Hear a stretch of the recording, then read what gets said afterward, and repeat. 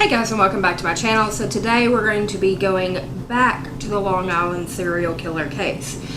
Like I've said in the previous two videos, this is an active serial killer case. No one has been arrested in regards to this case to this date. In the first two parts, we covered how this case was uncovered with the disappearance of Shannon Gilbert.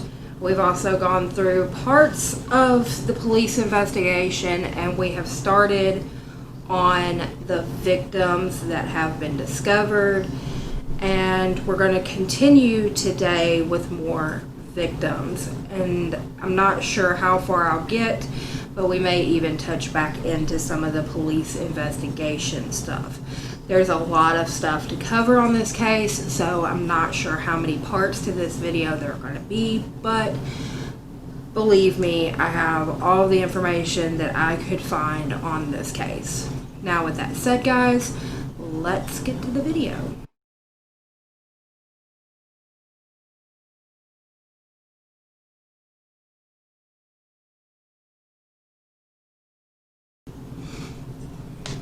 Okay guys, so like I said in the intro, this is part 3 to my Long Island serial killer case. I'm not sure how many parts there are going to be, so if you like this type of content, give this video a thumbs up. If you haven't already, please subscribe to the channel and ring the bell so that you're notified every single time that I upload a video. So let's get back into the case. We're going to start off today with Jessica Taylor, who is another victim. Jessica Taylor grew up in New York. There's not a lot of information about her family, but there is evidence that she did serve a small stint in Rikers Island for prostitution. After Jessica's prison term was served, she relocated to Washington, D.C., and she was arrested there and charged with prostitution. And she wanted to avoid those charges, so she went back to New York. So that's all of the previous information we have. Once she was back in New York, Jessica faced a charge of prostitution not only in New York, but also in Atlantic City.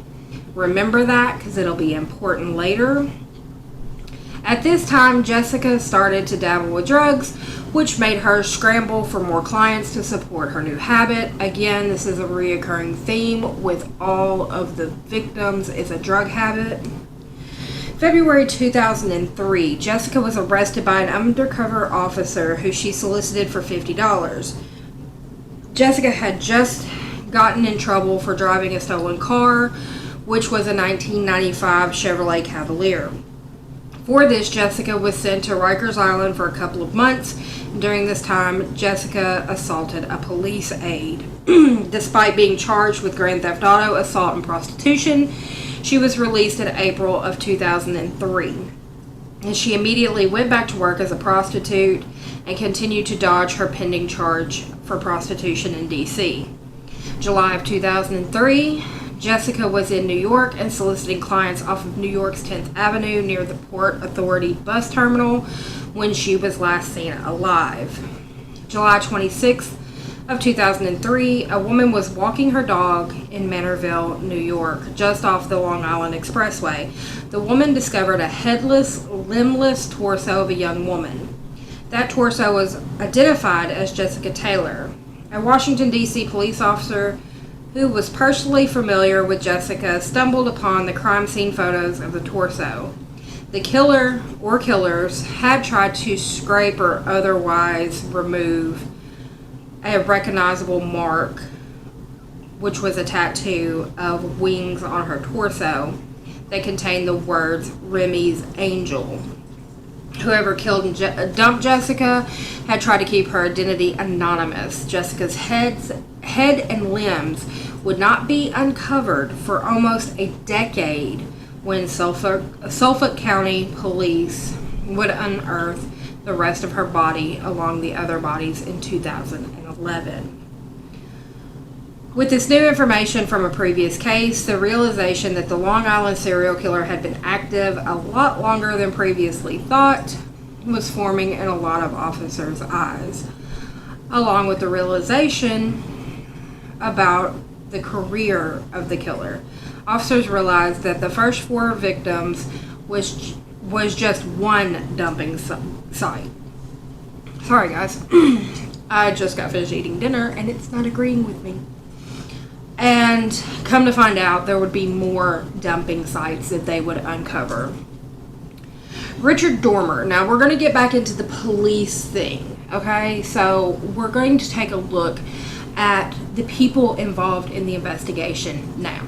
So, Richard Dormer was the active police commissioner of Suffolk County at this time. Steve Levy was the county executive who appointed Dormer. Levy had also attempted to run for New York governor. Dormer was an Irish immigrant who worked for Suffolk County Police as a child. His final year as police commissioner was supposed to be a quiet one. That was until the remains of 4 women were uncovered while searching for just one missing woman. All 5 of the women had advertised their services on Craigslist. The bodies were discovered in December of 2010. This was roughly 7 months after the disappearance of Shannon Gilbert. All of the bodies were female. All of the bodies were female prostitutes. The police sent the bodies off for DNA testing to confirm their identities. The women's identities were confirmed through DNA testing in January of 2011. Dormer then held a press conference to release details to the public. At his press conference, Dormer stated his theory of the crime, and that was he believed there was a serial killer using Gilgo Beach as his personal dumping ground. Steve Levy was not happy with Dormer for stating this theory in a press conference, and Levy at this time, who was under scrutiny for campaign funding in his unsuccessful bid for the governor's office, did not want to cloud everything that was going on with a serial killer investigation. Now we're going to introduce another player, the District Attorney Thomas Spada. He hesitated to look after this as the crime of a serial killer. Spada was the prosecutor in Levy's fundraising campaign as well, and he did not want to call it a serial killer case until the DNA results came back. Ignoring all the political battles that were blowing up around them, police officers were continuing to comb Gilgo Beach for more bodies and to start looking for clues in regards to the 4 bodies that were already located. The 4 bodies that were discovered were too decomposed to find much forensic evidence. Any DNA evidence that might have been recovered had long since deteriorated in the elements and would likely come back inconclusive if they could find any. So a big part of that is they're right there on the coast. There's a lot of salt in the air, so that's going to mess up a lot of forensic type evidence. With a lack of physical evidence, the police began to investigate the details of the disappearances. All 4 women, Maureen, Melissa, Megan, and Amber, went missing between June and September. And this information led officers to suspect that the killer could be a vacationer who was familiar with the area. With this in mind, officers began to comb through the list of locals for the regular vacationers. But at the same time, Joseph Brewer, who was the client of Shannon Gilbert on the night of her disappearance, passed a polygraph test and was eliminated from the suspect list. Police also eliminated Michael Pack, Gilbert's driver from that night, and Dr. Peter Hackett, even with all of his suspicious behavior and lying about talking to the Gilberts after Shannon's disappearance, knowing about her disappearance, all of those very weird bits of information that surround Hackett. Police began to focus on the killer's ability to get the victims to drop their guard with him. And they thought that either the women were desperate enough to do whatever the client asked for them, or were comfortable enough with him to avoid their regular precautions. Officers decided to backtrack the victims' phones in an attempt to identify the killer, and they were aware that both Maureen and Melissa's phones had been used after their disappearances. Due to the taunting nature of the calls Melissa's sister Amanda had received, police believed that it was someone who had been in Melissa's life. Such suspects would have been regular clients or even a stalker. Besides the cell phones, officers wanted to look into the victim's emails to attempt to try to catch the killer through his interactions with the women to set up the appointment.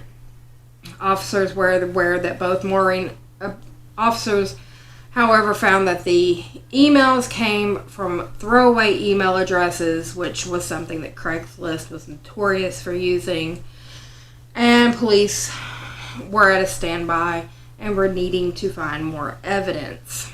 Police were continuing to search the area until the weather stopped them again. This occurred in January and February of 2011.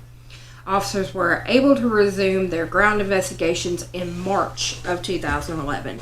Immediately after resuming the ground investigations, the police uncovered a fifth victim. The victim was about 30 feet from the road and a mile east of the first four. These were the remains of the missing portions of Jessica Taylor.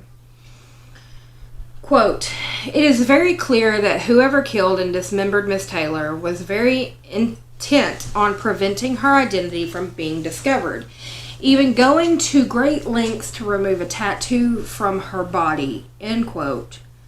Thomas Spada, DA. In April of 2011, close to 5 months after the initial 4 bodies and 1 week after the discovery of Jessica Taylor's body parts, officers were overwhelmed. Police had gone from one missing prostitute case to a serial killer and now 5 victims, with unknown number of victims waiting to be found. 5 days after finding the rest of Jessica Taylor's body, police found the remains of 3 more victims. So we have Jane Doe number 6. Jane Doe number 6 is a partial find along Ocean Parkway.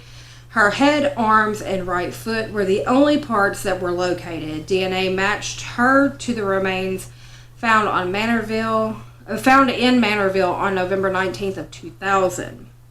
So the rest of her body was found 11 years later, after parts of her were found. The remains in Manorville were found near where Jessica Taylor's torso had been dropped. This added more cases that were connected to the Manorville area for officers. Police released a composite drawing of the victim in hopes of identifying her. They believed that she stood 5'2", with an age range between 18 and 35 years old. And they also believed that she was a prostitute like the other victims. That's speculation, but since all the other victims were prostitutes, it's highly likely she was too. April 4th of 2011, a second body was located. These remains proved to be vastly different from the other victims because the remains were that of an Asian male. The body that was discovered was wearing women's clothing, which led investigators to believe that the victim was a trans woman who was working as a prostitute. Police believe that the victim died from blunt force trauma due to the missing teeth from the skull. The victim stood about 5'6" and was believed to be between the ages of 17 and 23. The victim was believed to be dead between 5 and 10 years, and officers were puzzled by the lack of a missing persons report. But due to how some trans people completely fall off the map and their loved ones do not look for them, especially if they fall into prostitution, it's not without cause. The next victim is going to be a little more disturbing than what we've talked about. The next victim's name is Baby Doe. On the same day that the Asian male was found, another victim was found. The victim was another vastly different victim and was the saddest of all the cases because this was the body of an infant girl aged somewhere between 18 and 32 months. Police immediately believed that the child belonged to a prostitute that had not been located yet. She was located wrapped in a blanket, and she was wearing 2 unique items of jewelry. She was wearing 2 hooped earrings and a rope necklace. She showed no signs of trauma, implying that her death had not been a violent one.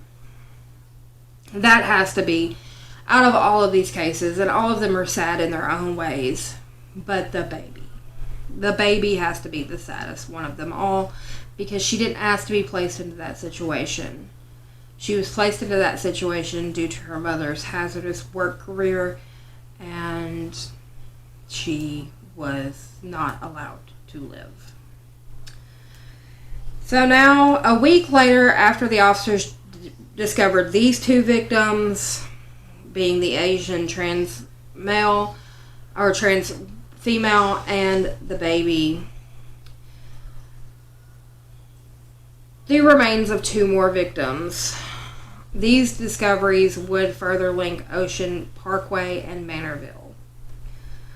Mama Doe. The first body that was found, whose skeletal remains were wearing the same type of jewelry as Baby Doe, the female was wearing 2 bracelets, one with X and O charms, and the other was stones that were meant to look like diamonds. DNA confirmed that the woman and Baby Doe were related, and more than likely mother and daughter. The woman's body had been found in a plastic bag over 7 miles away in nearby Jones Beach State Park. The second body of the day was found near Tobay Beach, a few miles west of Gilgo Beach. The remains that were discovered was a female skull. In the area around the skull's location, officers located some of her teeth. DNA proved that this was the skull of the woman from 1996 whose legs had washed up in a plastic bag on Fire Island. Remember the woman finding the legs with the freshly painted, the group of people finding the legs with the freshly painted toenails? This is her head. This discovery raised the question of, was this one serial killer who had been preying on victims for nearly 20 years? Dormer thought it was one serial killer, while D.A. Spada thought otherwise. Spada began circulating the idea that due to the different time frames and disposal methods, it was possible to have multiple killers using the stretch of Ocean Parkway as a dumping ground. This was supported by the differences in the body's disposal methods, from dismemberment to burlap sacks and blankets. The common ground that the victims had was their employment as prostitutes.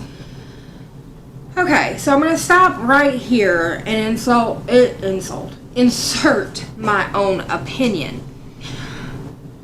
Knowing a lot about serial killers through my work in college and things of that nature, having 2 serial killers in a common area is not completely unheard of.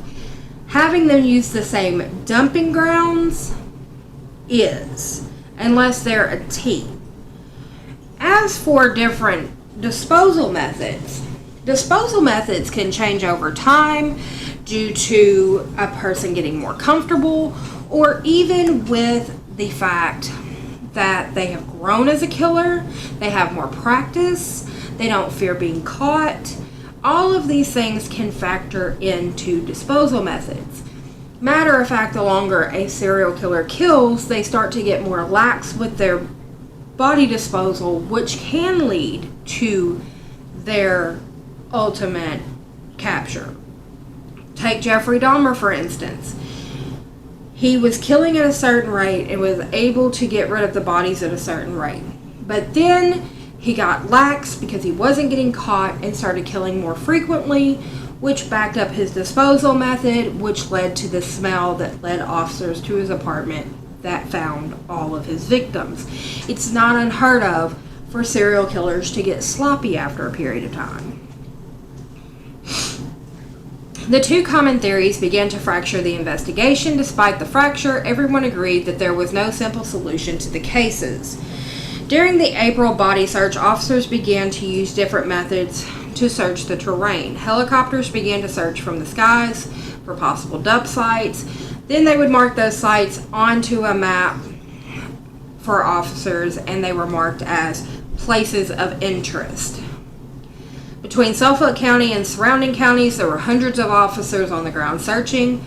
The terrain, though, made it an issue. It was thick with underbrush and brambles, which made the ground search slow.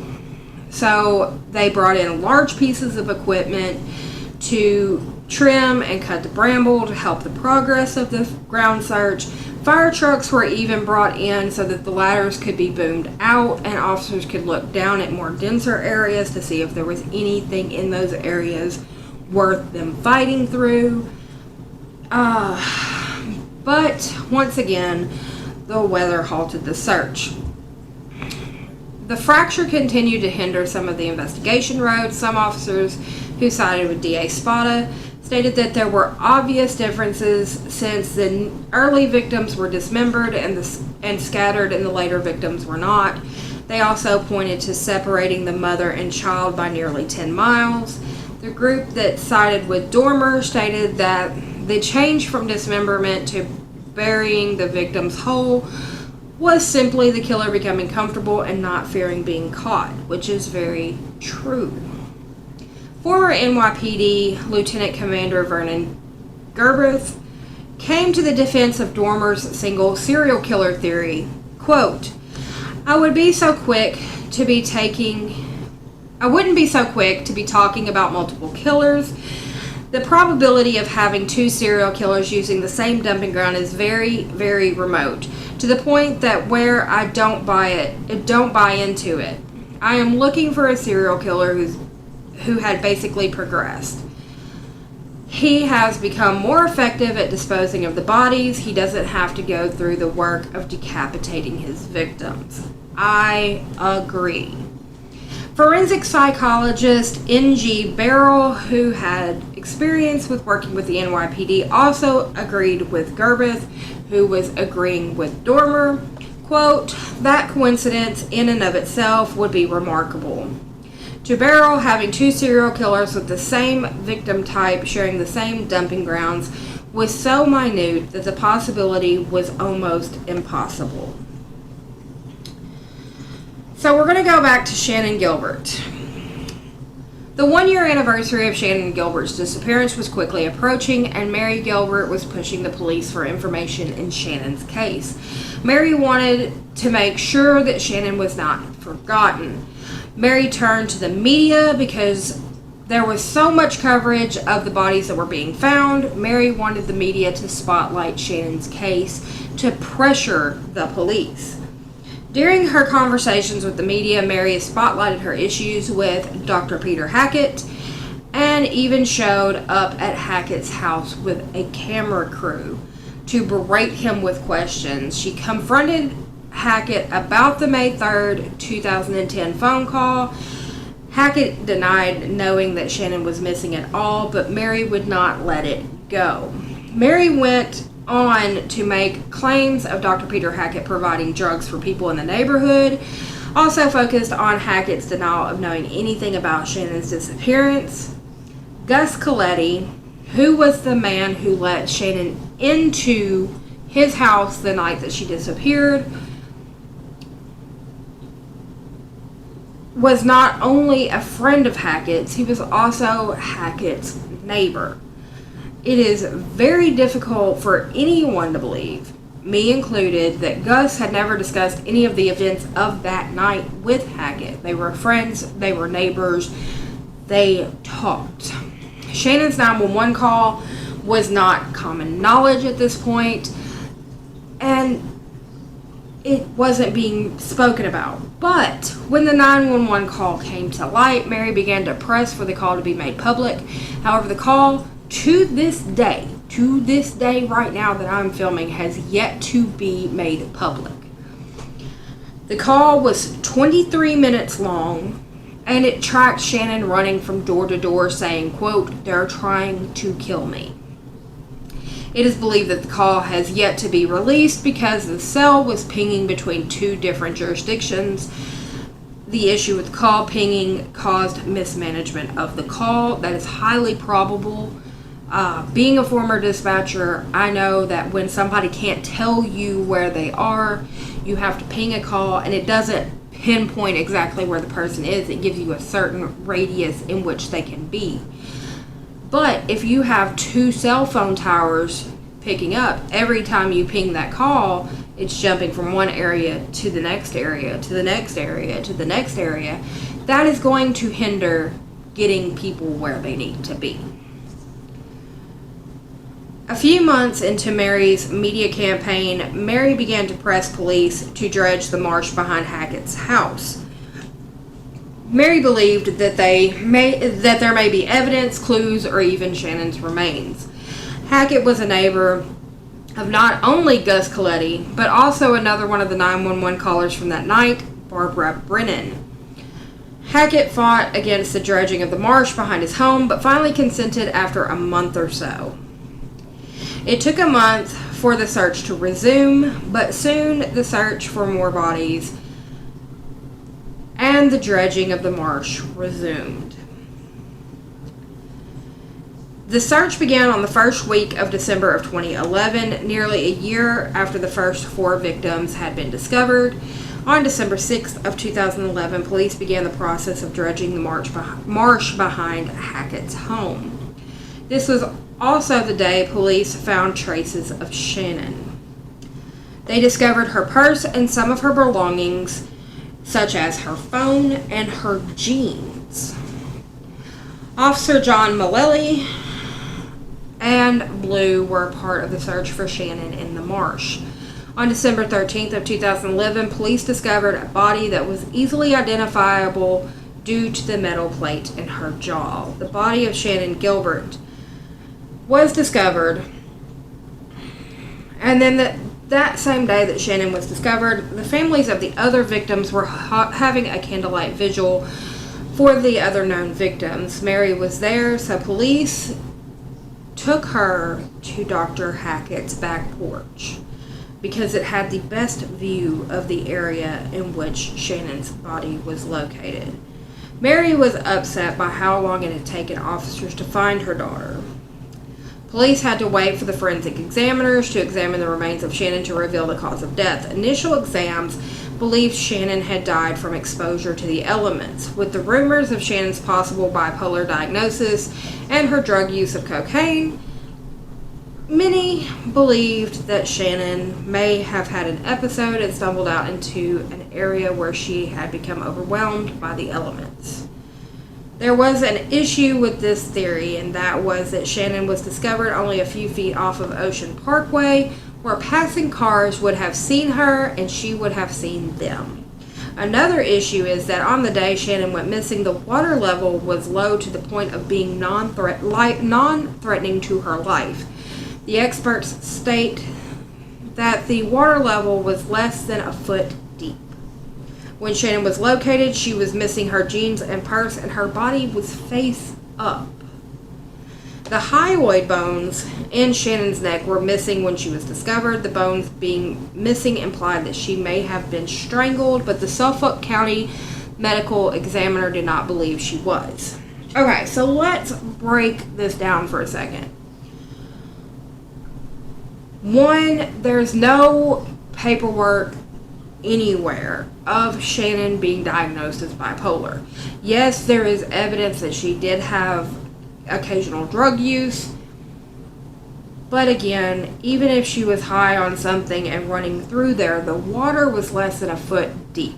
Now, yes, you could still drown in that, but you have to be face down in it to drown. She was found face up.